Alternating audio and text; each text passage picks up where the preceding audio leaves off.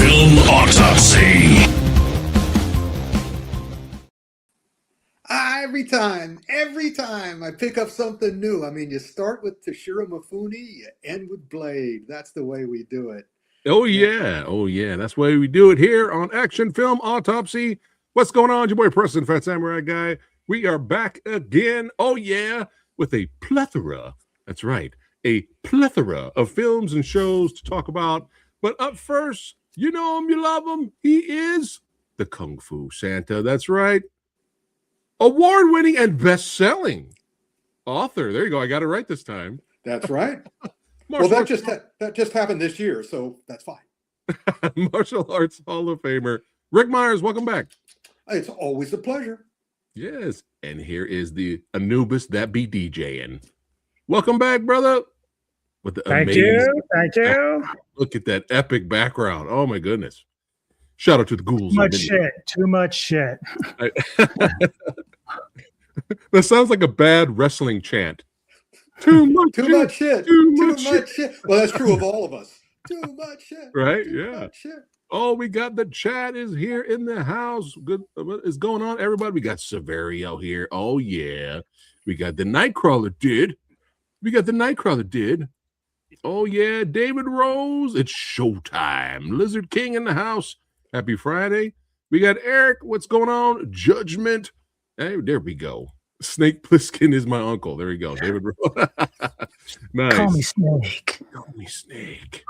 All right, we're going to go ahead and jump right into this. We're starting from the cinemas this time, and we're going to work our way down to Hi-Yah and all that good stuff. But up first, Anubis, I saw the trailer for Ghost Train, and it looked like this could be a lot of fun, man. So tell us about Ghost Train.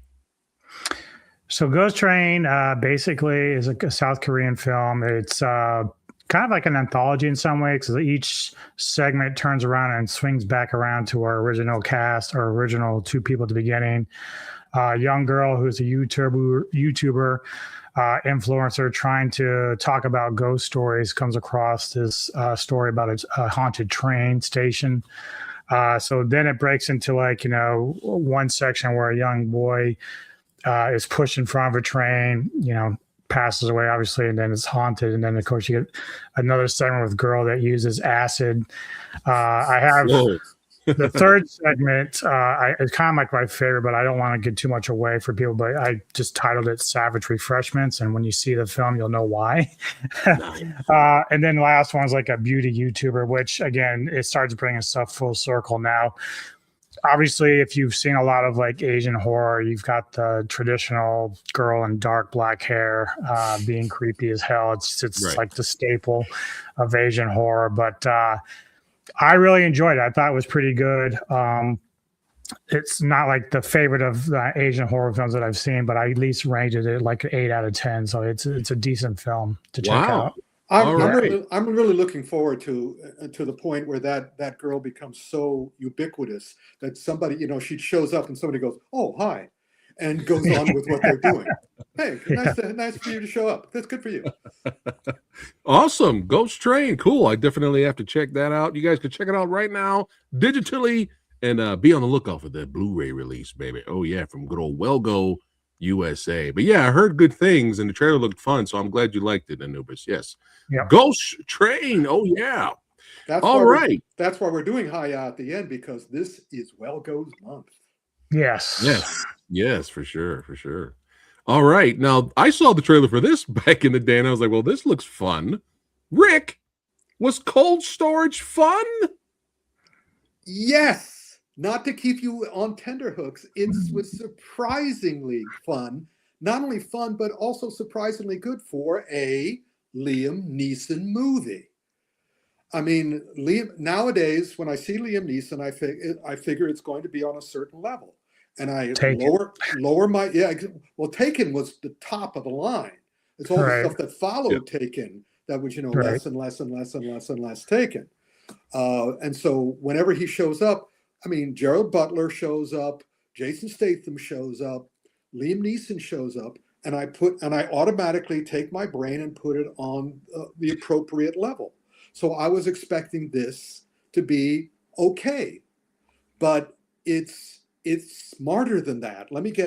I have I was moving around the way we were going to review these. So let me find my little thing about Cold Storage. Right. It's a British director, Johnny Campbell. Most of his stuff he's done for TV. So he was given this one. This is his second movie in 10 years. This is like, and so he was sort of like, he was doing this. All right, I'm going to have fun. I'm going to do a good job. And Cold Storage is originally, when I saw it, I thought, all right, B minus, because it's a Liam Neeson movie. But then it just kept growing on me because it had a sense of humor. It had a sense of energy, and Neeson had a sense of humor. So it was a combination of a legit zombie horror action film, as well as a satire of a zombie. Okay. And we're going to run into a bunch of that this month. This is maybe why it was released, because with Scream 7, which we'll be talking about, coming out like today, today. It came out today, Scream 7. So I think the guys who did Cold Storage, well, let's put it out before that, because it'll be the same month, because it would be a very nice little double feature. And we're going to run into a bunch of little double features this month. So Cold Storage was like, don't have low expectations. Have, just, it's a like several movies we'll be talking about. This is a very good B movie. Very good B movie. It's nice. It gets an A for a B movie. All right.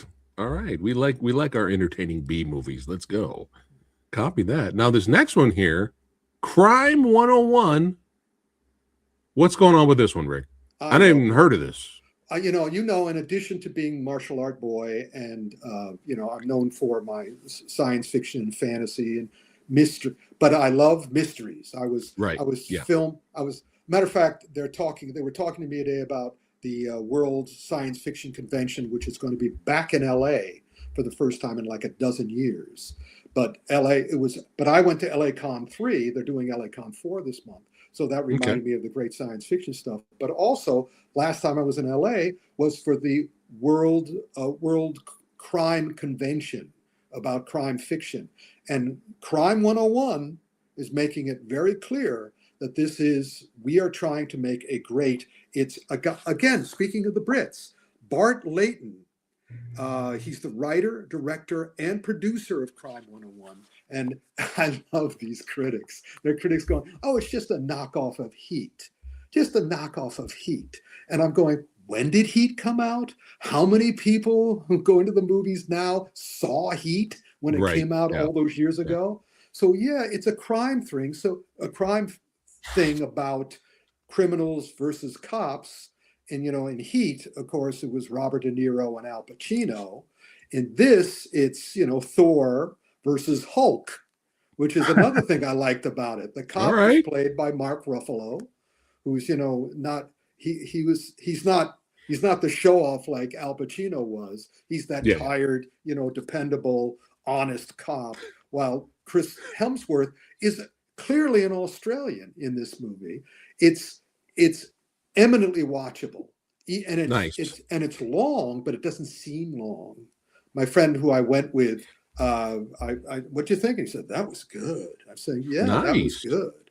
And the action, everybody should know the action is front loaded. I mean, I was expecting for it to be a bigger car chase and a bigger fight at the end, but I think they were smart not to do that. All that stuff happens by the middle of the movie and the ending. But I will tell you legitimately, I found myself holding my breath at the end because it wasn't action based. It was suspense. Happen. Yeah. Okay. It was really good. Nice. Because she's got a great ass. Sorry, I had to do it. That was your De Niro, right? I had to do it. Yeah. I had to throw the line in there. Yeah. Cool. All right. Recommendation. Now this looked wild and bonkers, and it looked like a lot of fun. Rick, good luck, have fun, don't die. Is it fun? Is it bonkers? It has fun in the title. Oh no. It has fun. It says, bring the poster up again. Good luck, have fun, don't die. That's your instructions for going to the movie. It's Gore Verbinski, who's gotten the freedom to do what he wants rather than doing all the things that didn't work out for him. I mean, he started really well. This is his first film in a decade. Sheesh.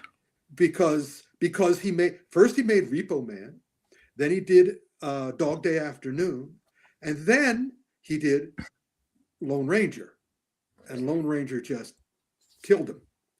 So, Right. He basically wanted to come back and have fun, and he did. And of course, got the king of stars who loves having fun too.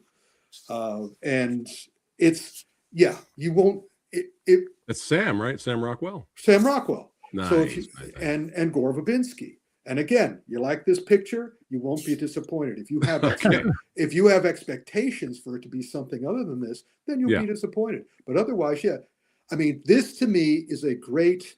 What's that theater that serves food? I'm blanking again. Alamo Drafthouse. This is a genre of film that I call Alamo Drafthouse films, because what you want to do is come in with food, and if you do pot, come in with pot. And and have the cigarette and just relax, lean back, let it wash over you, have fun. Yeah, have fun. That's what they're telling you to do. So Nice. I'm looking forward to seeing that again.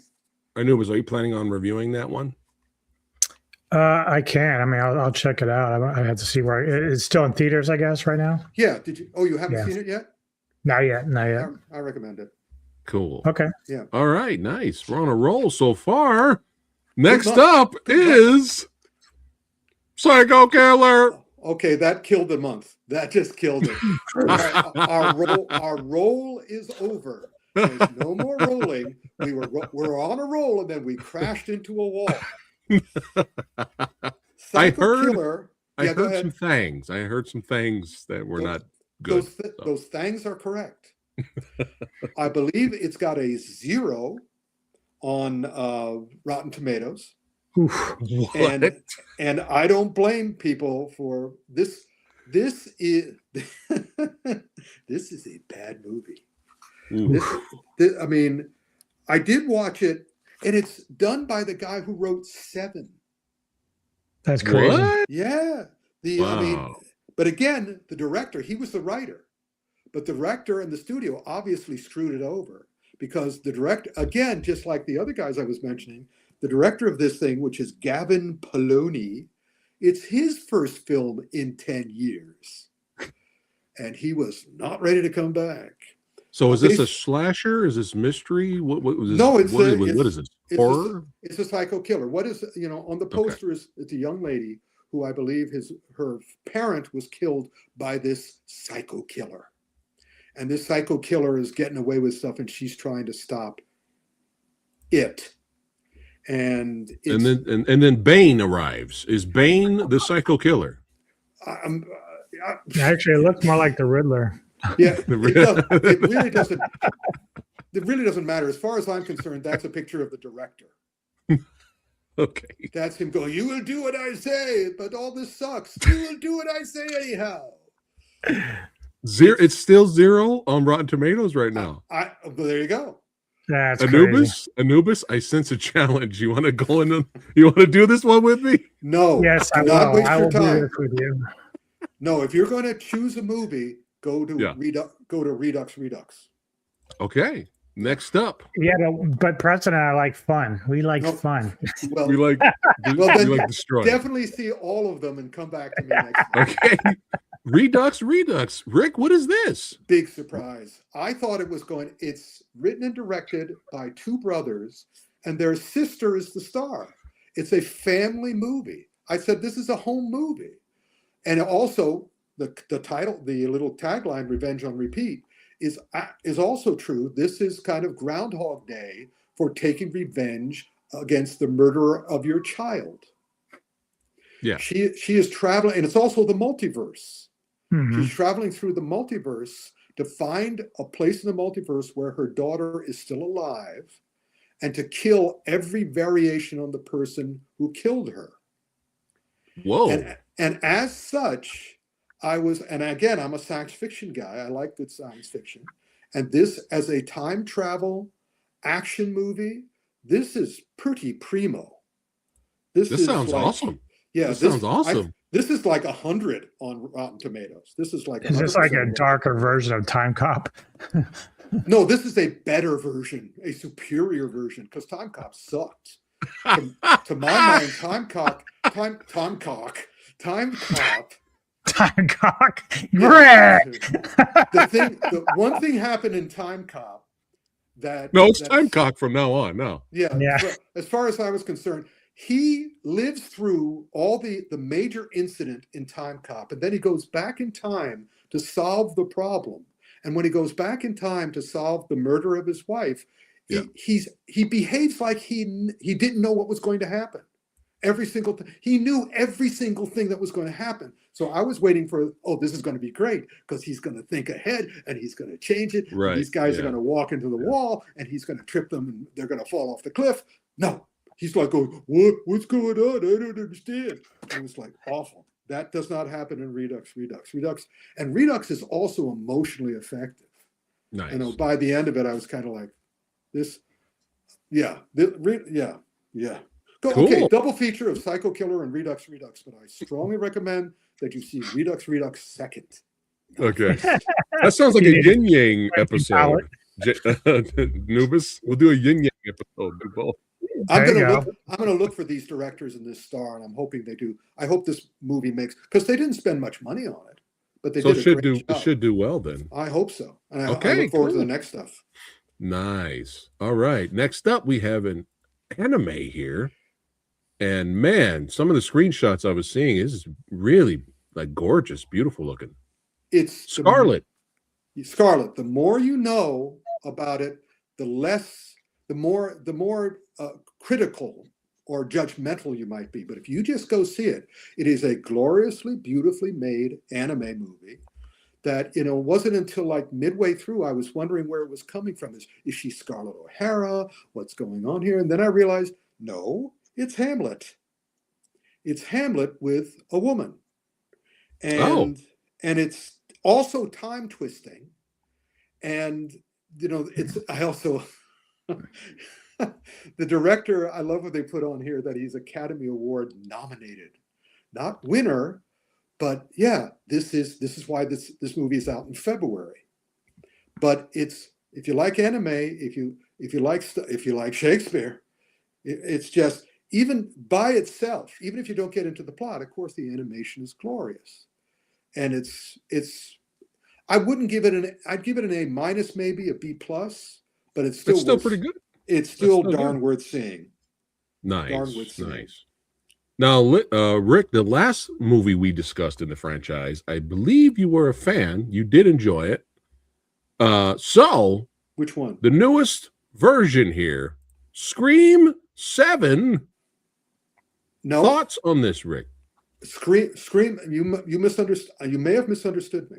Scream number 1 is one of my favorite films of all time. Okay. Scream 1, I thought was amazing. Scream 2, I tolerated. And then when the studio took over, because Scream 1 was written by Kevin Williamson, Scream 2 was written by Kevin Williamson, Scream 4 was written by Kevin Williamson. And other than those, the studio took over. And it was just, let's milk this cow until it's dead, until it's emaciated. And what's great is that maybe there are many other fans of Scream, the original Scream like me, who will go see every single one because it has become a cult-like event. But as it goes on, at this point, again, as a mystery lover, I just throw up my hands. Scream 5 and 6, I just was like going, there's no way for me to solve this. The great thing about Screams 1 is I could solve it. It was a fascinating murder mystery. It was a satire of slasher films. I knew the director, Wes Craven. I worked with him on the Resurrected Twilight Zone back in the mid-'80s. I loved Scream 1 because not only is it a legitimate slasher movie, it's a play-fair mystery that you can solve and doesn't cheat you. Everything you can solve it. And also it's a brilliant satire of slasher films. So I was very excited about 7 because Kevin Williamson is back writing it, but also this is the first one he's directing.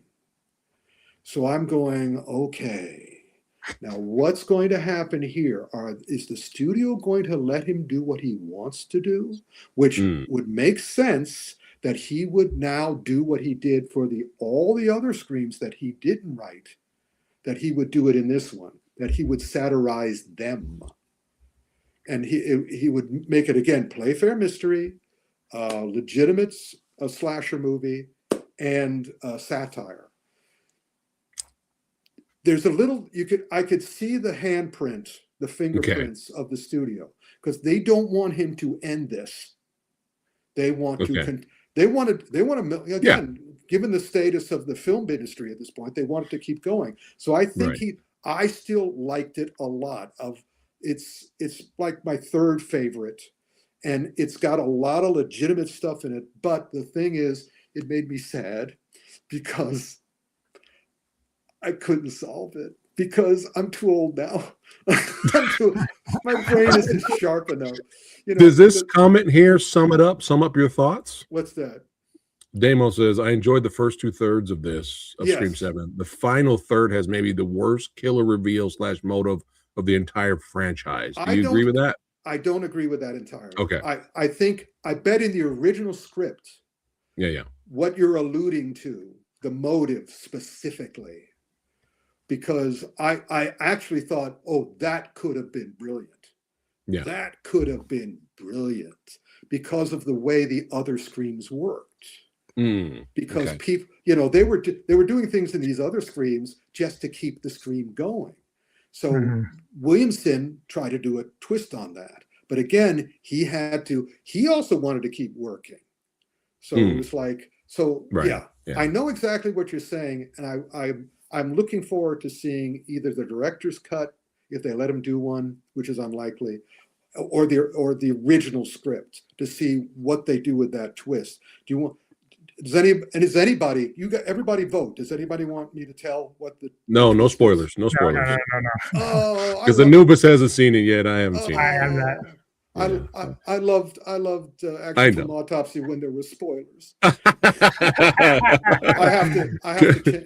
Yeah. Kevin says my sister-in-law just got out of the theater. Scream 7 and pure garbage. No, I don't agree with that. Well, what's funny is I read all the time that there's this fan base of this franchise that is very angry that Barra and Ortega are no longer part of the franchise. Yeah, that's the other thing. If you look at all the reviews, of this movie, some are going, "This is great." Kevin Williamson fans, but they don't. The guys who jumped on the bandwagon late to the game, they want it the way they want it, and other people, and I want it the way I want it. So maybe in Scream 8, they'll bring everyone together. Maybe and they did set up Scream 8, so it all depends on how well it does, not how because at this point, there are always people who hate it. There are always people who like it. Yeah. And by the way, so I've come up with a new song. Here we go. There won't be spoilers. There won't be spoilers. There won't be spoilers. Spoilers. Okay. But the important thing, I enjoyed it. Okay. I thought it had a lot of promise. All right. Did you like it? Did you like it more than the last one? Oh, yeah. Okay. But that's because. All right. Okay. This next one up, a big shout out to all of you out there, all of you guys, for recommending that Rick covers this on Action Film Autopsy. So you guys suggested this. Anubis has seen it as well. We'll get his thoughts in a second. I will be doing, this week was a shit show. So, life. You gotta love it. So I didn't get a chance, jazz hands. So I didn't get a chance to watch it. I'll do a review later. Of it. All right. Next up, we have perfect. Dhurandhar. Again, we're on to Netflix. We're out of the theaters now. We're on to Netflix. Yes. And if you didn't hear, Netflix is not getting Warner Brothers. Oh, really? No, it's not. Good. Yeah, I read that today too. Yeah. Yeah, that's what they said. That's what Netflix said. They said, hey, it would have been a great thing if we could have done it for our price, but not at any price. So I think that'll be fine. They'll be fine. Everything will be fine. But meanwhile, back on Netflix, here's, to me, my favorite Bollywood film, and I used to remember back in the day when I just finished my first book on martial art movies back in like 1985. I thought my next book would be on Bollywood films. So I had an Indian store in Connecticut down the street from me, and I would rent all their movies, like a fistful of them every week. And so I'm very well versed in classic Bollywood. Well, once we hit RRR, yeah, that was the end of classic Hollywood. There was no way you could improve on that. In fact, the poor director can't even improve on that. Bollywood, he had to say, what can I do now to move the genre ahead? Okay. And Dhurandhar is that move ahead. Now, so same director? I don't know if it's the same director. Oh, okay. But it might be. Okay. But it is a famous director Nice. and India is pushing their genre forward because they can't just they've had decades and decades of musicals. Right. They're not in the mood to do musicals anymore. So This one, how long is this one, DJ? This is 3.5 hours. It's close to that, yeah. Yeah, and it's part one, by the way. Yeah. They're going to be doing another one. Right. It's an ongoing story. It is very controversial because the really wonderful thing about the old Bollywood movies is that they would deal with their conflict, India's conflict with Pakistan, but because they would couch it in a musical coding, it wasn't as serious.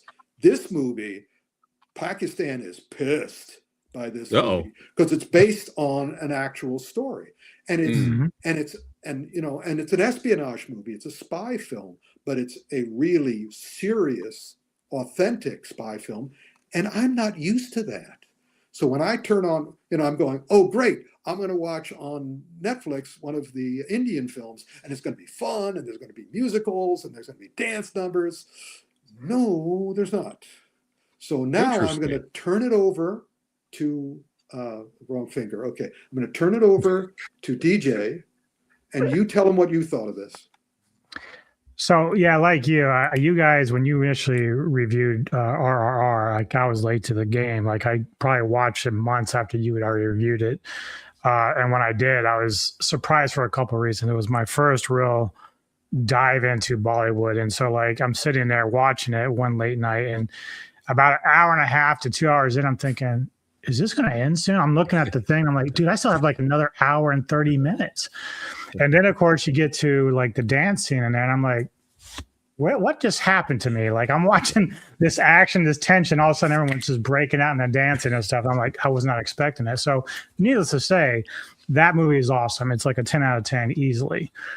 So I went into this because I saw it was on the list and saw it was on Netflix. So I checked it out. Again, you got the length of time in there. It's a bit more of a slower burn than RR is. And so like you had to kind of be a little bit patient with it. But as it started unfolding, I still liked a lot of the sceneries. There's like a lot of cool like death scenes, gunshots and head cut off and stuff like that. The soundtrack is actually very good, very, very good. Nice. There is one dance scene. It's a little bit more subtle. It's like towards the end of the film, but that's really kind of all you get in that. And it's not super long. But I still came out of this really, really loving it. I love the story. As Rick said, it is based off history.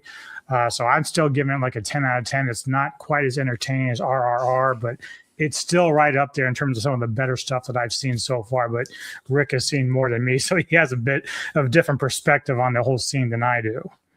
Yeah, this movie is re-educating me in terms of modern.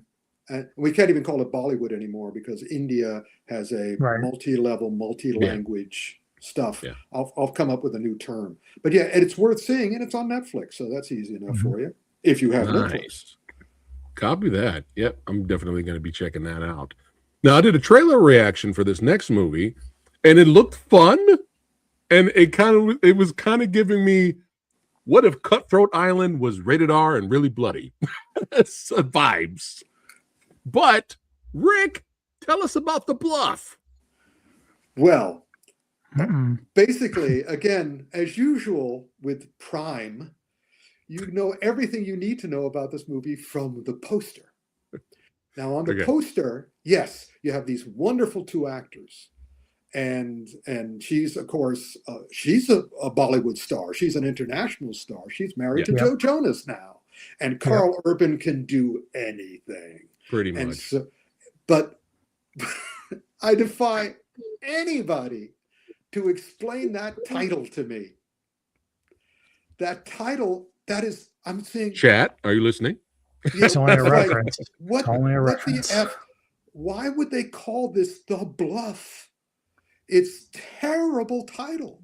Did anyone call a bluff? Call a bluff? No? It doesn't matter even if they're on the bluff references like what do you call it's a signal that's sent that you have to burn to just attract ships from outside of the island. Yeah, exactly. Cutthroat Island, cross with John Wick. So it's on a bluff, basically. It's on a bluff, but it's still, even though it is on a bluff, it's a terrible title. Yeah, it's horrible.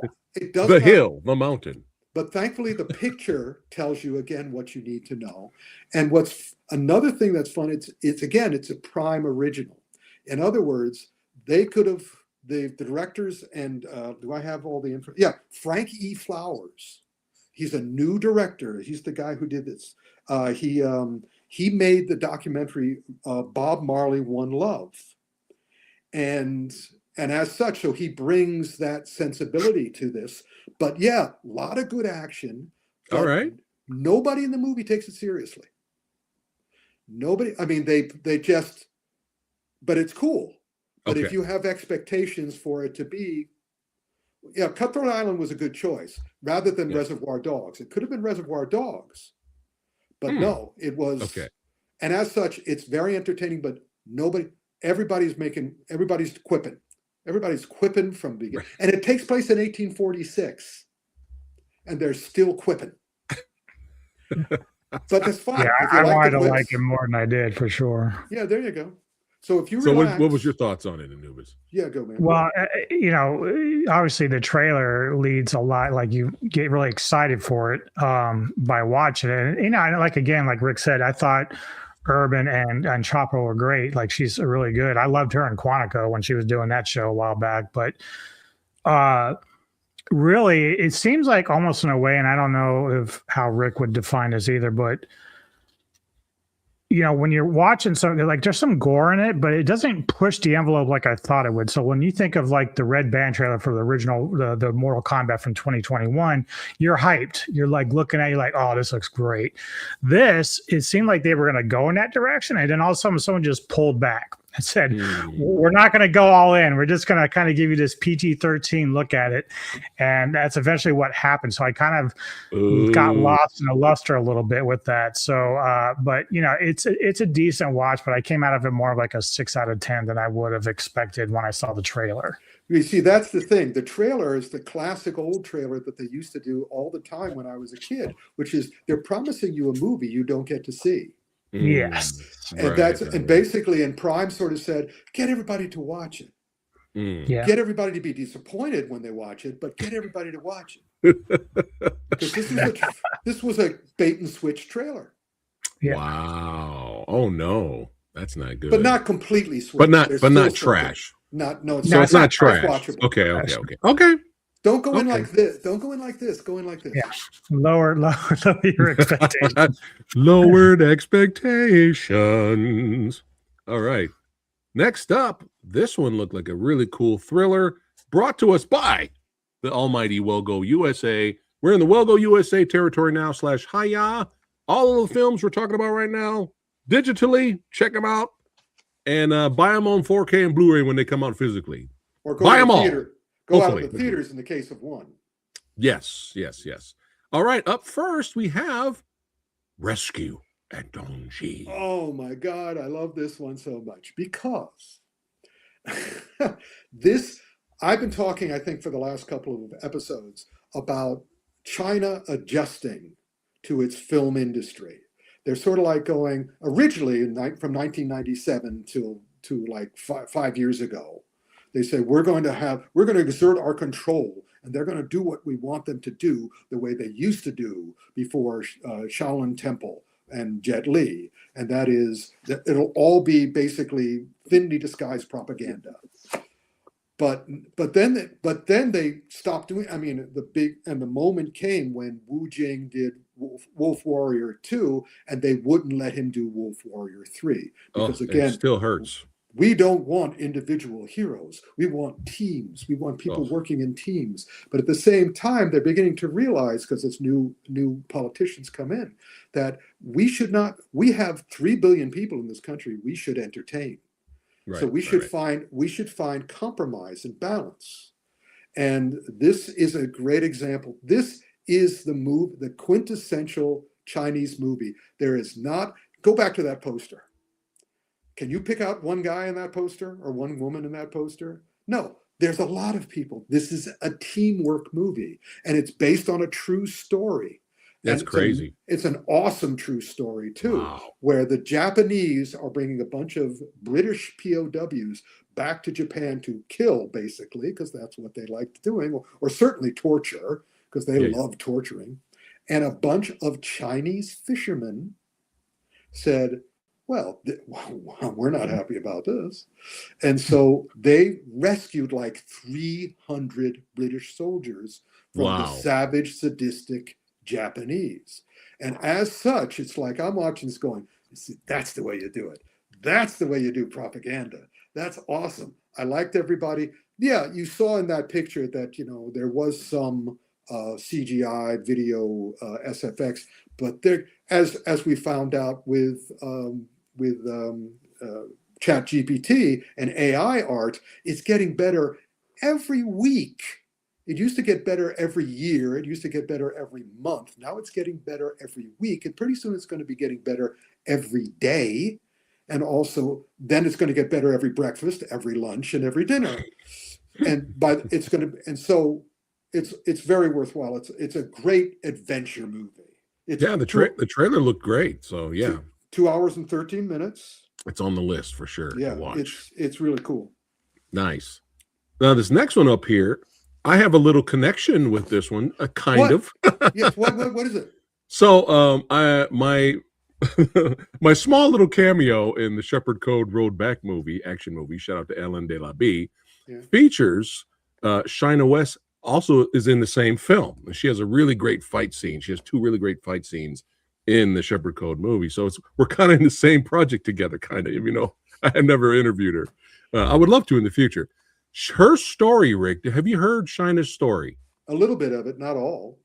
Yeah, so it's pretty amazing. She has a gigantic following on Instagram, but her martial arts skills are just mind-blowing when you watch her on Instagram. But she got into a really horrible accident many years ago. Mm-hmm. And she self-taught herself martial arts, self-taught to kind of help with her rehabilitation. And then it just took off and she became obsessed with it. Yeah. And she's been in a lot of movies. She's had some small roles here and there in the MCU and stuff like that. But this is her first leading role in this movie. So we got Mark Dacascos has a small little part in here. Rick, tell us about Jade. Thoughts?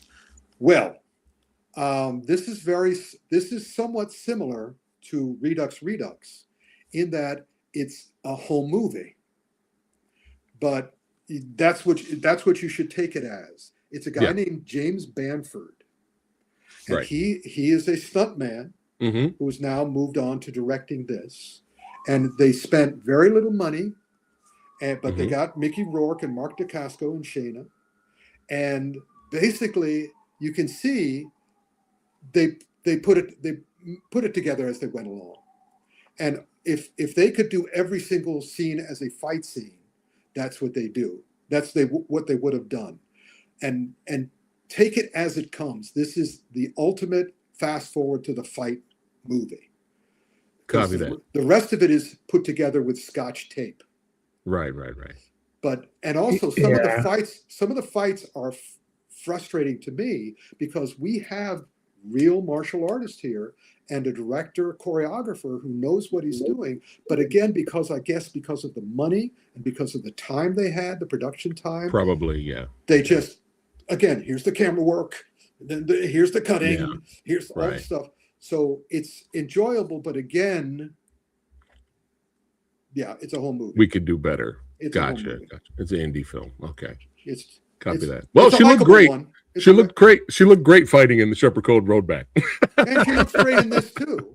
It's just Yeah. that it's like it's a little slapdash. Well, it's her first little outing. But again, so I'm look sure at her. she'll be She's- doing more. She's acting the heck out of that. Yeah, she's great. She's Yeah. amazing. Excellent. Yeah, All I'll right. probably try to watch it again. I think I got like 20 minutes in, but I was really struggling with it. So Yeah. hey, it's all good. If you didn't like it, you didn't like it. It's all good. But she's great, so hopefully we'll see her in better stuff. So, all right, Son of a Punch, Hi-Yah original. this was I know fun. that we interviewed that guy way back in the day here on the channel, Rick. Yep. Well, actually, you interviewed him. Yeah. I just sat here. My interview with him, the audio, there's no audio. The audio cut out. So you'll never see my interview with Philip, but it's okay. Rick got a chance to talk to him. Well, if you look closely at my interview with him, you'll see that Phat's hand was on the back of my head, pulling my strings, and I was going. And that's anyway. Son of a Punch. There was on YouTube last night. I saw the top 10 movies, martial art movies of the year. Guess what number one was? No. It was its original title, Second Life. Okay. Yeah, this Son of a Punch, I believe, is a Hi-Yah retitle, and it's a great retitle. But it's very hard to find information because the original title is Second Life. That's what it's known on as the Hong Kong movie database and all the rest of it. But Son of a Punch is a perfect title, and it gets the tone. Now, do you recognize the woman on the left there? Yes, Kung Fu Hustle. Kung Fu Hustle, and also Man with a Golden Gun. Oh, that's right. Yes. She was the landlady in Kung Fu Hustle. She was the one of the two fighters who saved Roger Moore's ass in Man with a Golden Gun, and she's awesome in this. This whole thing. It's a comedy. It's a mystery. It's an action movie. It's a family drama. And every single scene is delightful in its own way, and the action is excellent. It's a ludicrous plot, but it's a delightfully ludicrous plot. And I can recommend it and it's not a fast forward to the fights. It's a sit there and enjoy yourself. Nice. Bring popcorn. Copy that. Yeah. Only on Hi-Yah. That's right. Hi-Yah. That's Check it right. out. Hi-Yah. Nice. Cool. We enjoy Philip's work for sure. Shout out to Philip Ing. All right, this next one, we have a series, Rick. Oh, this is so. We know that legend. I really should have. It has a theme song with lyrics that I love. In every episode, it was originally 20 episodes. They turned this into 10 episodes, but it's still got the whole series. And the theme song and the title, it was just like the whole series is made for me. It was 2005. Yun Biao, Master Killer himself, La Cahoy, is in this. Beardy is in this. There's another one who's in it. Who else is in this? Wait a minute. It's Yun Biao. It's Yun Hua. Yun Hua is in it. Gordon Liu is in it. Leon Kar-yan. All right. It was celebrating the anniversary of the TVB, which is the big Hong Kong television thing, and also it was celebrating Kung Fu. That's why it's called Real Kung Fu, because if you guys haven't started following Jet Li on TikTok, I can strongly recommend, because Jet Li is not mincing words. He made it very clear. He's going, everything you think is Kung Fu is not Kung Fu. This is Kung Fu. And what Real Kung Fu does, even though it's mostly about Hung Gar, it's also talking about the full Kung Fu. Most people that I'm aware of, most people I've met, think Kung Fu is martial arts. It is not. It is 6 things. Martial arts is one thing. That's fighting. This Kung Fu is many things. It's all, Kung Fu is human achievement, as I say in Films of Fury, the Kung Fu movie. And Jet Li will tell you that it is a real, what's it called? Honest work, real work, hard work, But but I don't want to call it work because I don't consider work hard. I consider work fun and great and constructive and creative.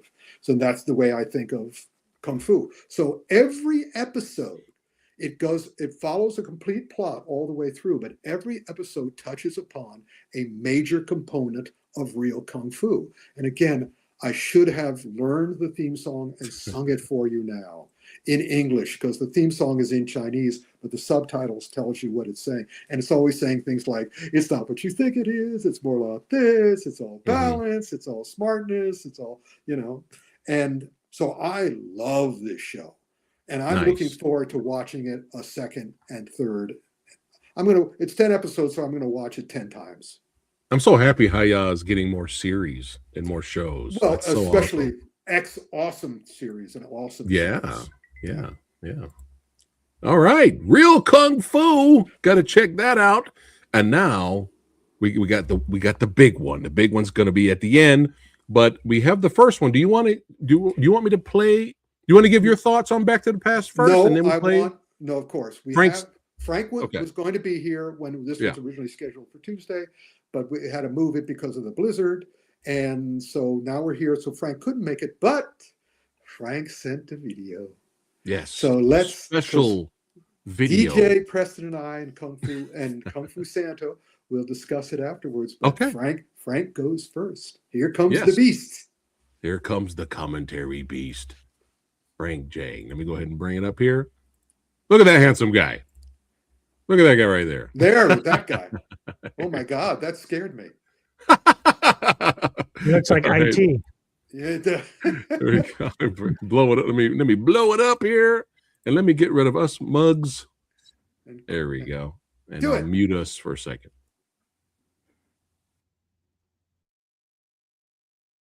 Hello, Frank Djeng here, the commentary beast. I'm here to talk about two films.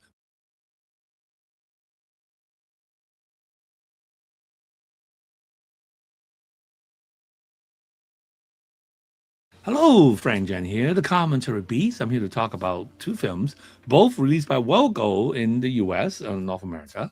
First one is Back to the Past, Tam Chun Gay. Now, this is actually a legacy sequel to a very, very popular 2001 TVB television series starring Louis Koo and Raymond Lam, Lam Fong. And so this film was actually made in 2019, but because of the subject matter about assassinating a living emperor, ruler, somehow it was prevented from release, in China, by China, because it's a China-Hong Kong co-production, and also probably because of the anti-extradition demonstration in Hong Kong at that time. So the film was shelved for 6 years, and finally, all of a sudden, it came. They say, okay, we're going to release it, and in the end of the 2025 in Hong Kong, and then subsequently release here in the US. Now, this film is a direct follow-up to the TV series. It's not a sequel. It is a sequel, but it's a direct follow-up. It's not a reboot. It's not a remake. So, for those of you who are not familiar with the TV series, you might be utterly confused by the film because there's no introduction of the character. They just show up. You kind of it just really continues straight right after what happened at the end of the TV series. So, but I still recommend you go see it because it is a big budget production. It's a very fascinating sci-fi film. Really, it's a really Back to the Future, except we're going back to the Qing Dynasty.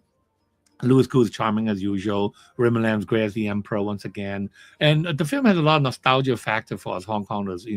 There's a lot of, the film has a lot of like hidden meaning about, when are we going to go back to Hong Kong? And obviously, if you know what happened to Hong Kong recently, you know that lines like that will strike a nerve, in a lot of a lot of Hong Kong audiences who are overseas. So, but it's a big budget production, some great action by Sammo Hung. You can tell these are Sammo Hung action when you see it. Not a lot of action, but whatever action there is they're great. So don't be like scared by not knowing the story and stuff. I mean, the film really have some moment that let you catch up on what happened. So go see Back to the Past if you can. Now, the other film that I really want to talk about is the Blades of the Guardian, 標人風起大幕. Now, this film is actually based on the comic book series, 標人. This is a Chinese comic manhwa written and illustrated by Zhang Zizhu. And so the film is an adaptation of the comic book. It's like 13 books right now. It's still ongoing. So the guy's still writing it. and he's written it on and off over the years. So, but it's basically about this bounty hunter played by Wu Jing, who has to escort this very important rebel, who's trying to overthrow the Choi dynasty. So he has to protect him, and so they all also being chased by others. So it's kind of like John Wick if you think about it. They're being chased by bounty hunters, government officials, and what have you. Jet Li has an extended cameo in the beginning of the film, and they have a great fight. He had a great fight with Jackie Wu Jing, and of course with Zheng. And it's too bad that first fight was really, to me, it was the best fight. I mean, all the other subsequent fights are good, but I think the first one was really the best. And Yuen Woo-ping, directed there. He's 80 years old now. He still got it. It's a fantastic film. And the desert setting, they actually shot this in the desert. And so you can tell, the vista, the locale is all wonderful. The costumes, everything's great. Story, there's quite a bit of character, but then, it's based on a comic book. So, and some strong female characters. And Wu Jing is great. He was discovered by Yuen Woo-ping initially for Tai Chi 2, so it's great to see him working with Yuen Woo-ping again. And the film clearly set up for a sequel because one important character, he didn't know whether he died or lived in the film.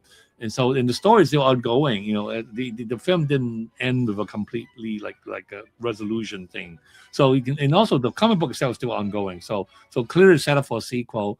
But it's a wonderful film. It's a great throwback to the old school wuxia films. And not a lot of hand-to-hand fight, mostly sword fight and weapons fight. But I think you're very much enjoying it. It's definitely worth seeing it on the big screen. You need to see it on the big screen to appreciate all the desert visuals and the sounds and everything. So again, this is also by Wellgo. So go see these two films. Support Wellgo. Support really Asian cinema in USA theater. So until next time, take care and bye-bye. That's his fabulous, memorable tagline. Yeah, there you go. Bye-bye. Thanks, Frank. Thank you so much for that. And now, Anubis, we got our answer. We got our answer about Jet Li's character.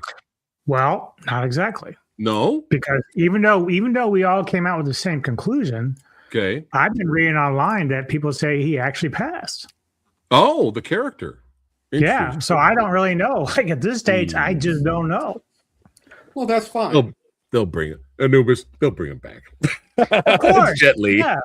He's immortal. If Jet Li wants to come back. Did you ever see The Mummy 3? He's immortal. Oh, there was a third mummy? No, I'm just kidding. Right. But before we hear from the Ric Meister here, me and Anubis watched this together, and man, just smiles on our faces the whole entire way through. Really loved it. I mean, this is probably one of the best wuxia movies I've seen in years.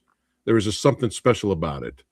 And yeah, he's right. So the Jet Li fight is the best fight, but all of the fights were really good, and all of them had their own flavor to it. There was a fight in the snow. He had a fight during a sandstorm.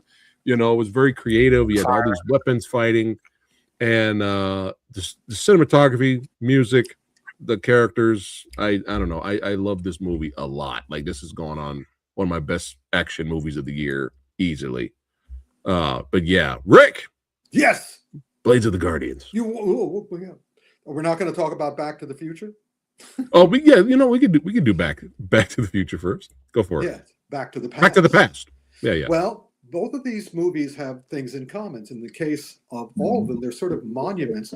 This is an adaptation. I think did Frank say that it was a television series? Yes. Yeah.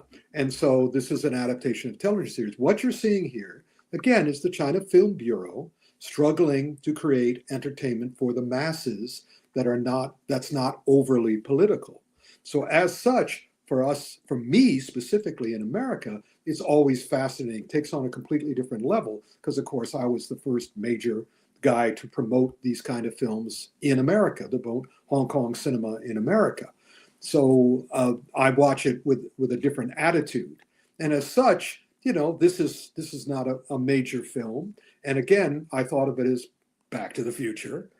And so it was interesting more than entertaining for me. But now, Blades O' Guardians, again, you see the guys, you see the three, and you see the China Film Bureau coming to grips. I'm fascinated because the first time I went to Hong Kong with Jackie Chan back in 1978, and I went to his 30th birthday in the early 80s, and I went to the big party, and everybody who was anybody in Hong Kong was there.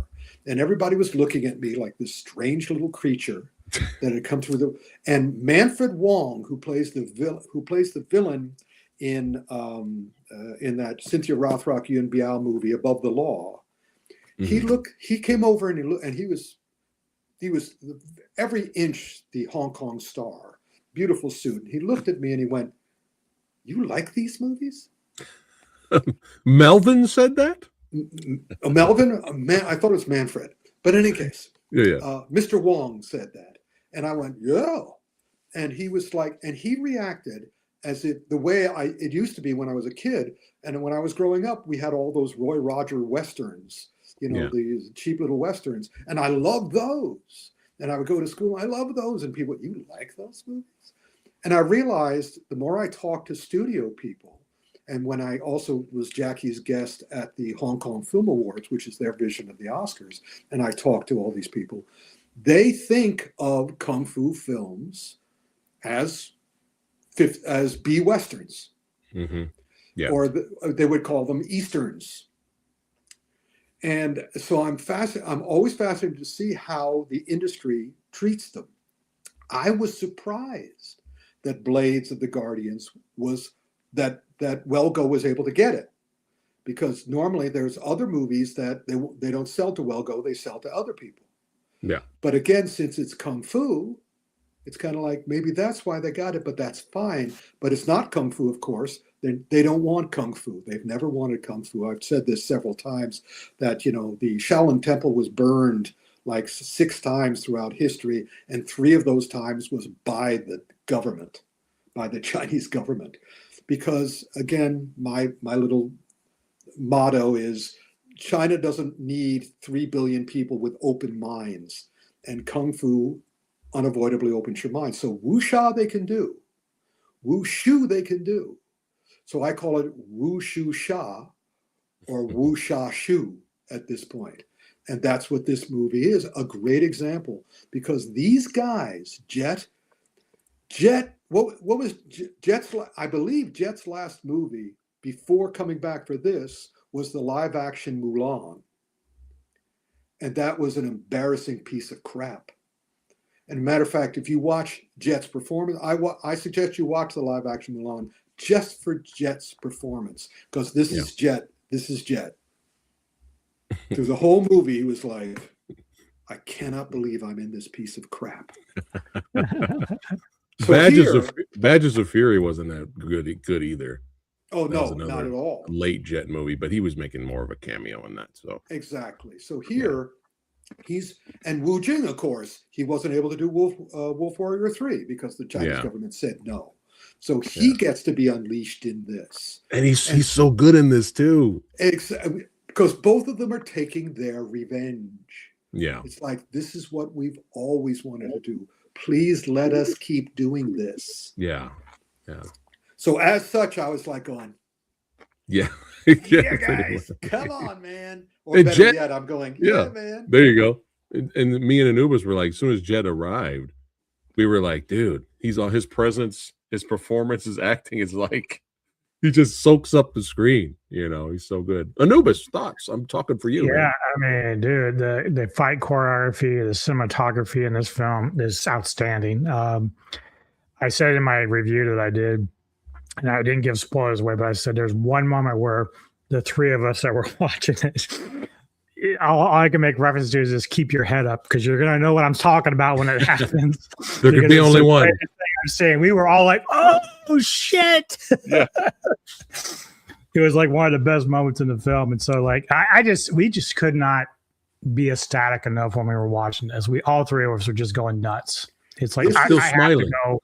I have to try to go find this in a theater, because it would be so awesome if I can get in a theater to watch this. This is a Kung Fu fans movie. This is very clearly a tribute, a monument to the Kung Fu film fan. and more. I think more specifically for the Western kung fu film fan, even more than the Eastern one. I'm going to be fascinated to see what kind of box office it has in China. Right. Well, hopefully it does gangbusters, man. But yeah, really enjoyed it. And another little bonus, the little kid didn't annoy the fuck out of me. Because at the beginning of the movie, I'm like, ditch the kid, drop off the kid at Uncle Tony Leung's place. Good thing he didn't do that, but if you watch the movie. But no, the kid was fun. The kid was hilarious. The kid wasn't useless. The kid wasn't annoying. So yeah, each character stood out, which I really like because you didn't get lost in the sauce. Each one had their own identity, even though the movie's not super long, but they each had their own identity, which separated them all. So you can just follow the movie, no problems. And we have Yuen Woo-ping to thank for that, because he's 80 years old and he's taken all 80. He's the Sifu. Insane. He's the Sifu of this film. So he's not going to let you get annoyed by that kid, because 60 years or more of filmmaking might comes into this film. He made a little cameo at the end. There was several little cameos. Yeah. You'll recognize a lot of people. Yep. But yeah, I'm still smiling. I have not stopped. But yeah, highly recommend Blades of the Guardians. If you guys could still try to find it in theater, I don't know if it's still out there. I know it came out on the 17th. But if you can find it in a local theater somewhere, go see it. If not, Wellgo has got you covered. Highly recommended movie of the year so far. Check it out digitally. Buy the Blu-ray. Buy the 4K. Let's go. And see it on Hi-Yah. Yeah.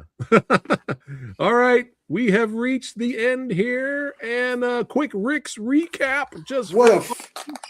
What a February it was. Yeah. All right. Ric's recap for everybody who got here late that's watching right now. Here we go. Ghost Train. That's Thumb Anubis. up. There we go. Recommended by the Anubis one. Wait a minute. Was that a full thumb up or was that a side full? It was kind of like just about 8 out of 10. We're right about here. Okay. Cold Storage. Okay. All right. It's not completely straight, but it's okay. It's Crime 101.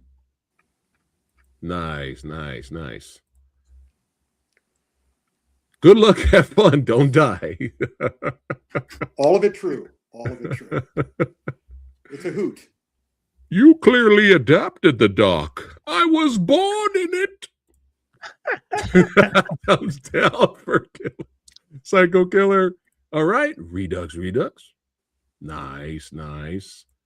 Scarlet. Frankly, I don't give a damn. There we go. And let me scroll down a little bit more here. Scream 58. Okay. Tilted there. Dhurandhar. Look at that. There we go. Thumbs be upping. The Bluff. It's a hoot. Rescue at Dongji. Yeah, good old fashioned adventure action. Nice. Jade. Okay, a little tilted there. All right, nice. Son of a punch. Nice. All right. You saw it too, Anubis? Yes, I did. You didn't say anything. I gave it 8 out of 10. It was good. Okay. Yeah, he's all 8 right. out of 10, yeah. Real Kung Fu. Boom. All 10 fingers up.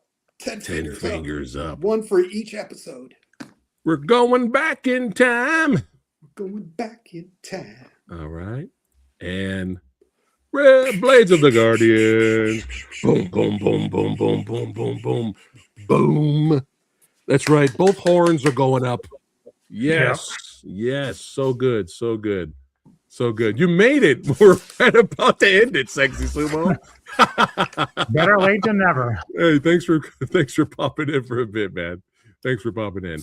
All right. Click on the links below to follow Kung Fu Santa on the socials. Subscribe to DJ Anubis on the YouTube. That's right. If you guys enjoyed yourself here hanging out with the old samurai guy, don't forget to like, share, and subscribe. Hype the button. Hit the notification bell. That's right.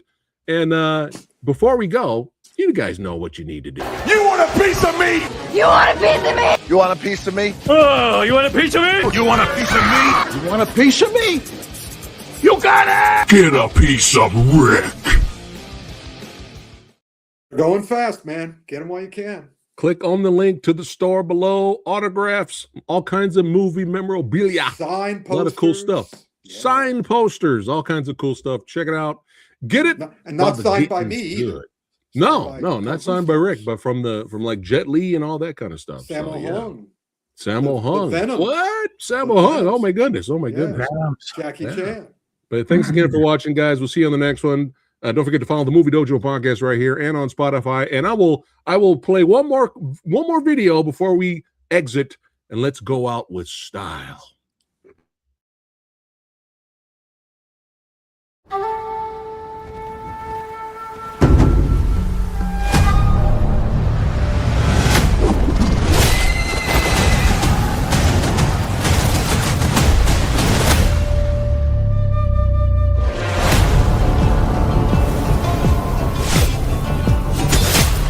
匪觉得我是官，官觉得我是匪，我就是天下第一的镖人。山东刀兵者，死！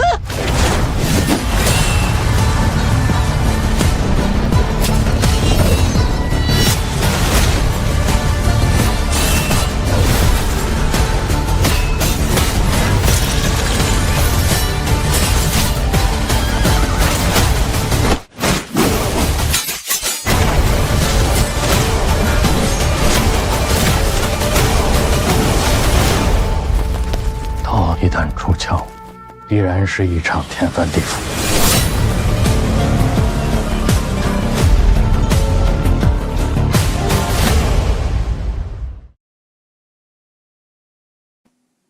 Oh, the hairs are still standing up. I know. I've already seen the movie.